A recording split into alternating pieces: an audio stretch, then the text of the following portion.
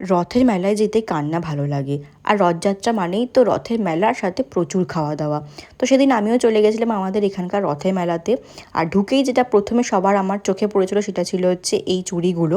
আমার অনেক দিনের ইচ্ছে ছিল বেশ একজোড়া ভালো রেশমি চুড়ি কিনবো, কিন্তু এখানকার চুড়িগুলো আমার একদমই পছন্দ হয়নি। এছাড়া এখানে কানের দুল থেকে শুরু করে আরও অনেক জিনিসপত্রের দোকান ছিল, বেশিরভাগটাই মেয়েদেরই জিনিস ছিল আর কি। তো আমি একটা এখান থেকে কানের দুল কিনি, যেটা আমার খুব পছন্দ হয়েছিল। তারপর আমি চলে গেছিলাম ফুচকা খেতে, কারণ মেলায় এসছি আর ফুচকা খাবো না তা তো হতে পারে না। তারপর দেখলাম এখানে কুল্লার পিৎজা ছিল, তো ভাবলাম একটা ট্রাই করে দেখি। তো আমি চিকেন কুল্লার পিৎজাটা নিয়েছিলাম, এটা বেশ ভালোই খেতে ছিল মোটামুটি। চিজ ছিল কিন্তু চিকেনের পরিমাণ ছিল অনেকটাই কম। ভিতরে তো আমি অনেকগুলো পাউরুটির টুকরোই পেয়েছিলাম।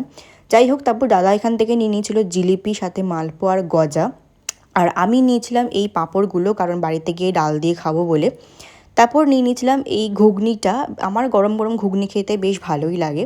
আর লাস্টে আমি নিয়েছিলাম এই ভার্জিন মজিতোটা, যেটা আমার সবথেকে প্রিয় ড্রিঙ্ক গলাটাকে ভেজানোর জন্য। তো তোমরা বলো, তোমরা কে কে রথের মেলায় গেলে?